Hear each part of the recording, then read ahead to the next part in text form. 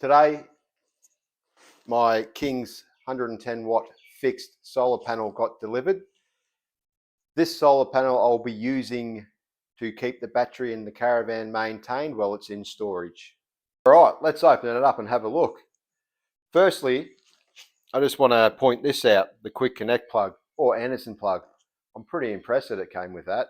Saves me a little bit of work, and it's going to be perfect for me to connect nice and easy to the Caravan.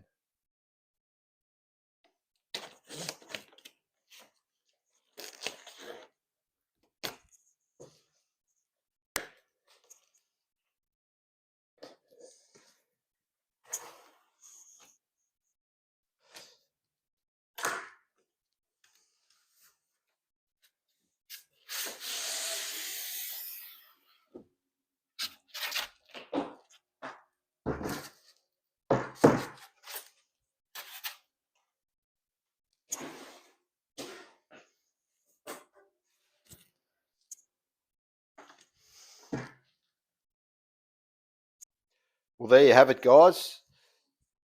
The 110 watt King's fixed solar panel. Now they're a glass top. They have aluminium sides, which is going to be good because I'm going to make a little frame to put it on. These do not come with a regulator, which is what I wanted, because the Caravan already has a built-in regulator. There's the Anderson plug. Now I'm going to make up a lead to connect it to the Caravan. I'll show you guys how to do Anderson plugs. There are a couple of different ways you can crimp them or flood solder them. I'll probably be flood soldering these ones, which will help with corrosion. Crimping is probably better in a way if you're going to install them on something that's going to vibrate, so in engine bays and things like that. But hang tight and I'll show you how to do them.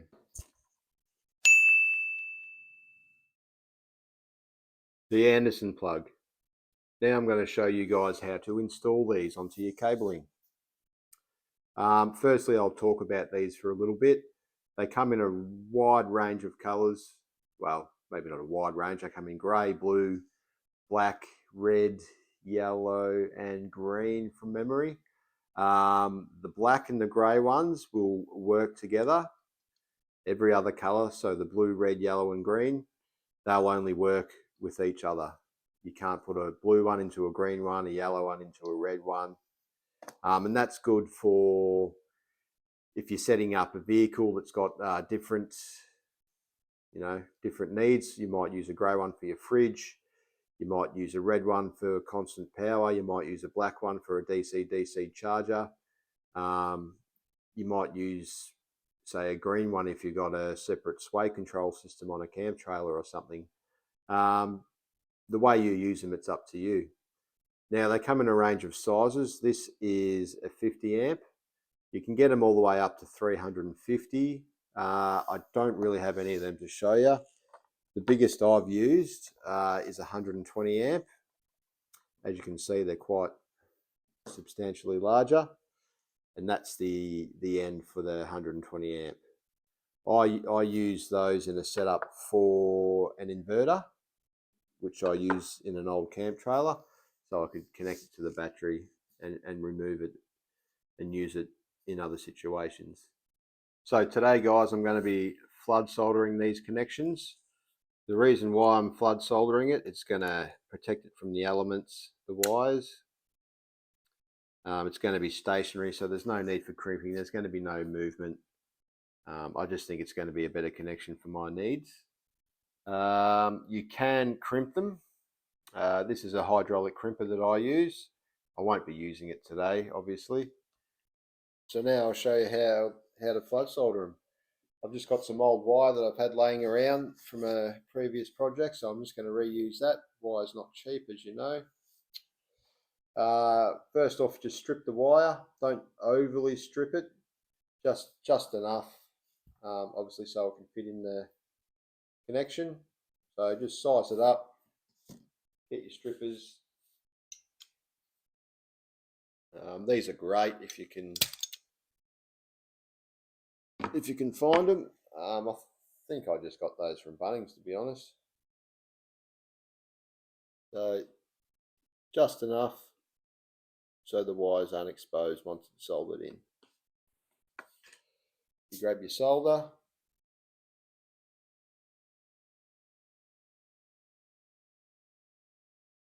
I'm doing this on the kitchen bench, by the way, so probably going to get in trouble, but I did have a workbench in the shed, and the wife decided that that was a lovely place to put a dryer. So what you got to do is heat up the connection.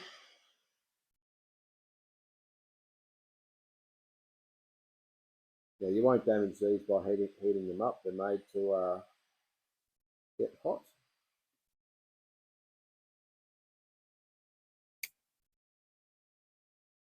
I would probably just over half fill this.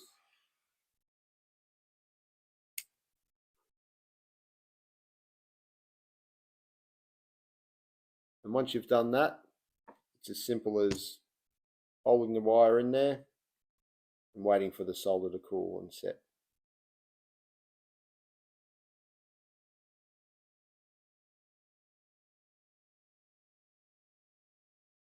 Doing this in real time, by the way, so you get an idea of how long it actually takes.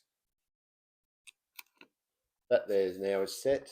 Probably wouldn't touch it. It's going to be very, very hot. So I'll spin that around and do the next end.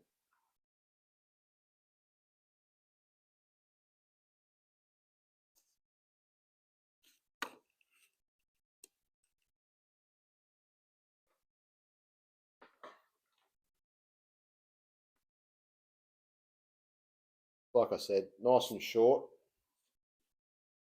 so your wires aren't exposed once your connector's on. That way you don't have to heat shrink them or tape them or whatever else you do.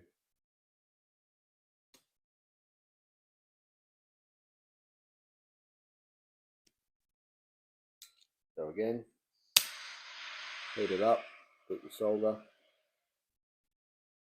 As you can see, it doesn't take long to get hot.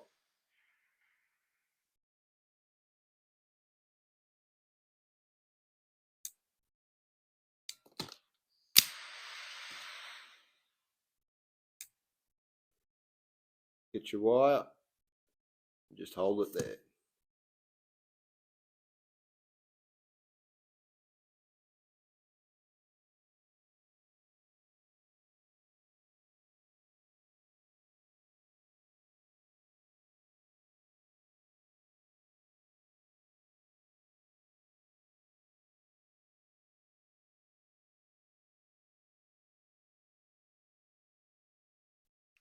That should be enough. Alright, I'll do the other piece and then I'll show you how to put them in. That one to the side.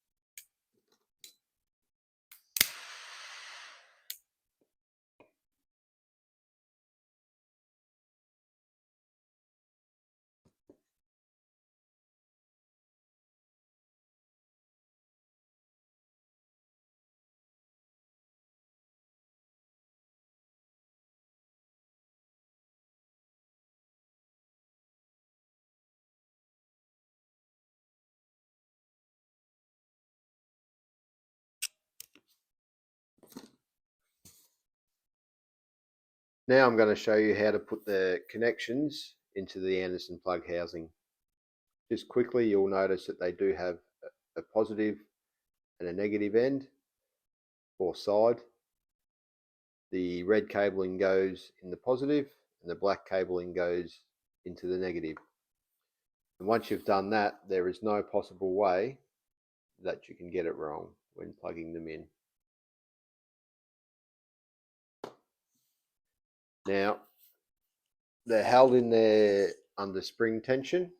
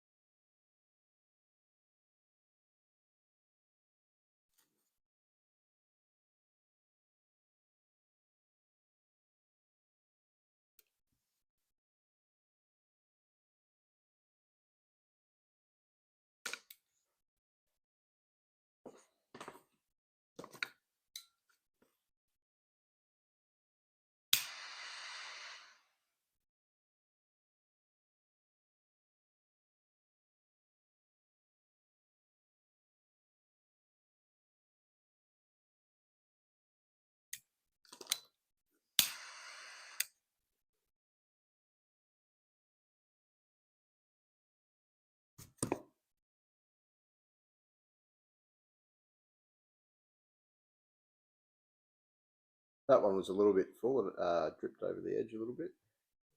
No drama. You kind of don't want to overfill them. You don't want it really dripping over the edge. It can affect the way it goes into the housing.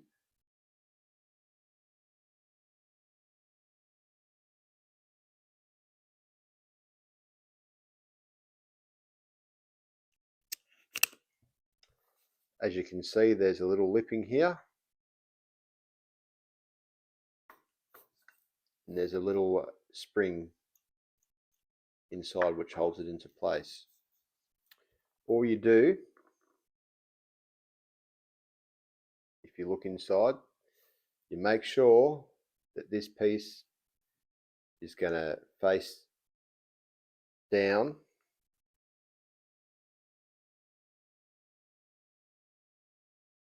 Push it in till it clicks.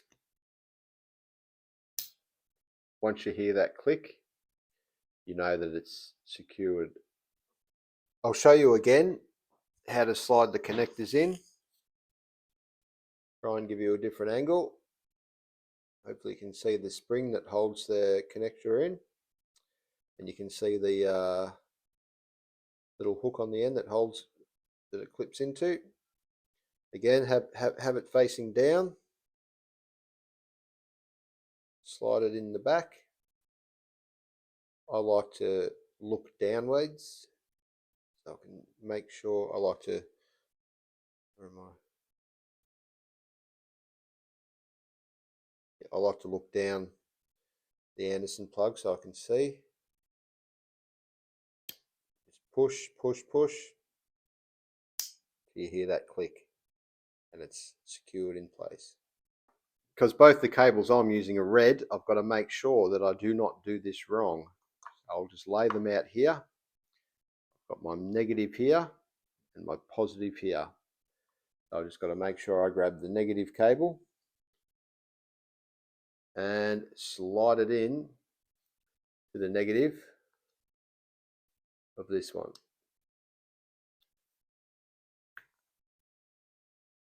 Obviously, I'll try and give you another look. As it goes in.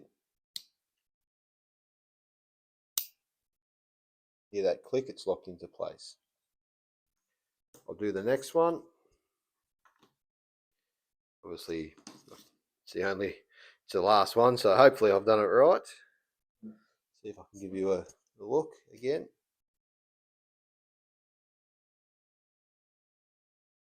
But this one's going to be a bit tricky. This one's a bit tight. What I do with these, if you can't get them in, line them up. Make sure everything's going in the right way. This is the one I spilled the solder over the side of. There's a little bit of what's making it hard. That's why you don't want to overfill them and spill the solder over the side.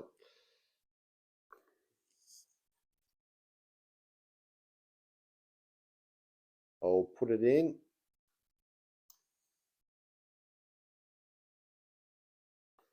Sit it on something flat.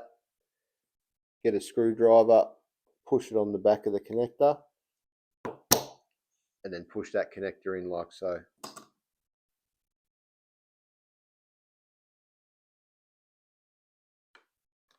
And you're done. I'll tidy this up. I'll put a bit of conduit around it so it looks nice, and then I'll show you the finished product. So here's my little piece of conduit. I've just chopped it to size. It can be a little bit tricky to get this stuff on. Sometimes it is easier if you feed your cables through before putting your ends on. But I like to do things the hard way. And I'll just show you how I do it.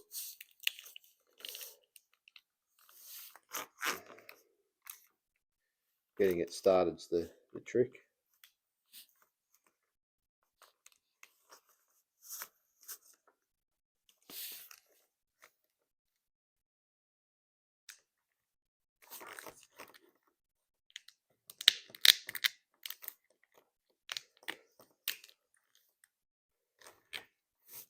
Once you've got it started, I just pull it through.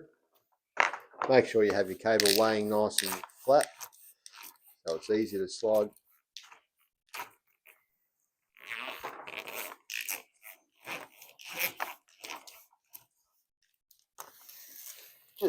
You might have to work it and stretch it out as you go.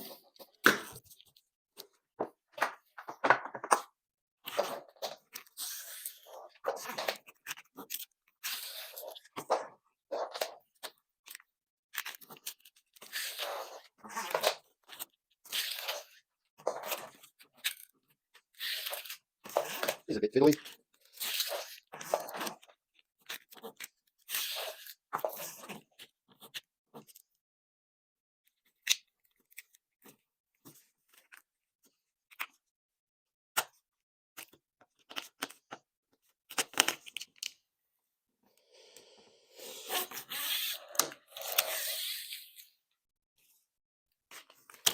There you go. One cable. I hope you found this video useful. As you can see, it's not hard. All you need is a few tools, some wire strippers, solder. You probably don't even need the wire strippers. Just some solder and a little blowtorch. Again, I think I got that from Bunnings also. Probably one of my favourite shops.